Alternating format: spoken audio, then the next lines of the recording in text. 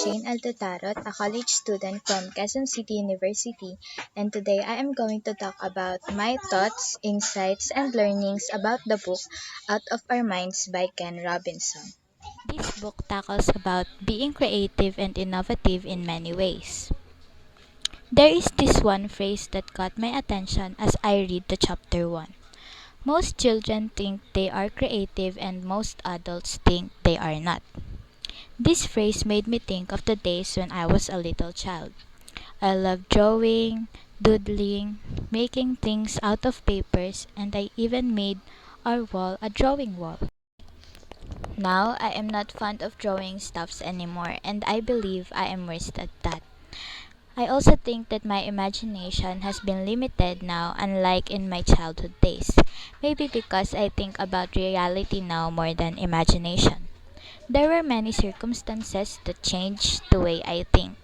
But this book made me realize that being creative is not just about drawing and making a masterpiece or a new technology, but this book taught me that we can be creative in many different ways. I think I am most creative in editing photos and videos and posting contents on my Facebook account about my favorite K-pop group. There are these three phrases that stuck in my mind. The first one is everyone has a huge capacity to be creative. We just need to develop them. The second one is creativity is possible whenever we are using intelligence. And the third one is a culture of creativity has to involve everybody, not just a few. These quotes made me realize that all of us can be creative. We just have to enhance our creativeness and think of something that we are at our best self. As the time goes by, our way of living is changing. The two great driving forces that influence this change are the technological innovation and population growth. Technology's changes are the people's lifestyle nowadays. Just look back on the time where there are no gadgets and children prefer playing outside. The time where most of the people rely on newspapers for gathering news. And the time where people uses handwritten letters to send messages to the people they know. Now there are different gadgets that sometimes became the children's friend. There are social medias wherein you can keep up with the happenings in the world just by scrolling, and there are now cell phones that allow us to communicate to the people we know in just less than a minute. These are just a few of how much innovation changed our lifestyle. One of the main reasons ng mga innovations na nangyayari ngayon is yung nanotechnology. Nanotechnology is used to make technologies, medicines, and ito rin yung mga nagpapaliit ng mga bagay-bagay. Kunyari, example na niyan yung ating monitors. Di ba dati ang mga monitors ng computer is matatambok yung likod. Ngayon, maninipis na and who knows, baka sa susunod, sobrang nipis na talaga na as in magiging flexible na siya, di ba? Yung tipong mabubulsa na natin. Itong nanotechnology din na to ay ginagamit ng mga neuroscientists para mas study pa yung ating utak. There are so much things that a nanotechnology can do. And who knows, there may be a time wherein cars will be able to fly like a plane. We cannot really predict the future clearly because of too many changes that is happening right now. This is one of the proof that a man is capable of doing many things. Chapter 3, Trouble with Education. This book here says that education should not just reform, but it must be transformed. One of the main reasons why many people think they are not creative is education. Young children enter preschool alive with creative confidence. By the time they leave high school, many have lost this confidence entirely. I highly agree with this statement because for me, as the time goes by, the pressure and the standard of education is raising. We are also exposed to those people who we think are better than us. There is also this mindset that we have to study hard and graduate with a degree so that we can have a decent job in the future, which is in fact true. We seem to focus more on what are those courses that are most relevant to our economy. Some of us even sacrifice the things we really want to do and the person we really want to become because of the fear that we may not be able to get a decent job in the future. But this book tells us that education is not only a preparation for our future, but also for us to live our life at its best in the present. What we become as our lives evolves depends on our own experiences as we go through our journey with our own lives. We must enjoy the present and the future. Chapter 4: The Academic Illusion.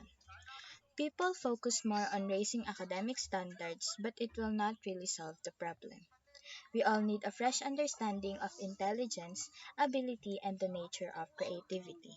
But sadly, the education system that we have now only focuses on the most relevant things that are needed for the economy. The education system should be broader and should help every person in developing their own creativity. People think they are not intelligent enough because of the standards raised by the government. We must always remember that all of us are intelligent in our own different ways. Chapter 5: Knowing Your Mind. Human intelligence is much richer than we have been led to believe by the industrial or academic education. Understanding one's full potential and capability can be a way to fully understand the real nature of creativity. We must always remember that we are more than what we think we are. Chapter 6: Being Creative. Imagination, Creativity, and Innovation. These three words are connected to each other. Why? First, imagination. It is the source of our creativity. Imagination is the ability to put to mind things that are not present to our senses. Second is creativity. It is about doing something or making your imagination come true. And lastly, innovation. It is the applied creativity. This is about putting new ideas into practice. You are making something new with your own creativity. Chapter 7: Feeling Better. Creativity is not just about thinking but it also involves feelings. Minsan may mga oras talaga na bigla na lang tayo makakaisip ng mga gusto nating gawin, especially kung masaya tayo, malungkot, or etc. mga ganon. Example na dito yung mga kanta. Madalas ginagawa yun ng mga composers with feelings. Kaya nakakagawa sila ng mga meaningful lyrics. And another din is yung mga artworks. Yung mga artists, doon nila ina-express yung feelings nila sa mga artworks nila. And doon din nila napapakita yung kanilang creativity. Chapter 8: You Are Not Alone. Culture plays a big role in creativity. Our perceptions about the world is affected by the cultural beliefs, values, and practices in the country we are living. Also, creativity is best done with collaborations from other people. The saying, "no man is an island," is applicable for this part.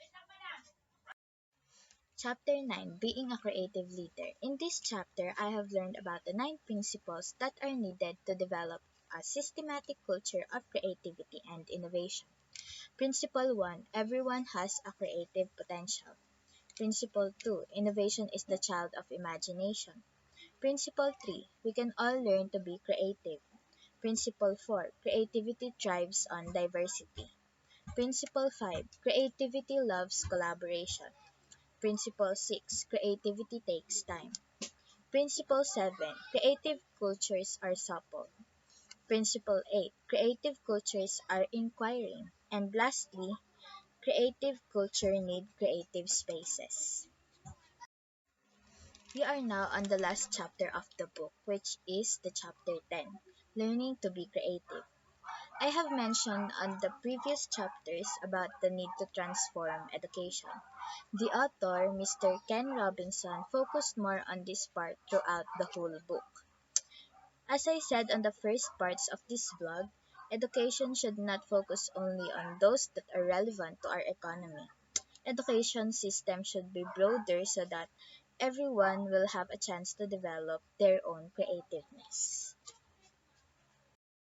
This is the end of today's vlog, and I hope you learned something about my thoughts and opinions about the book Out of Our Minds by Mr. Ken Robinson. Bye bye.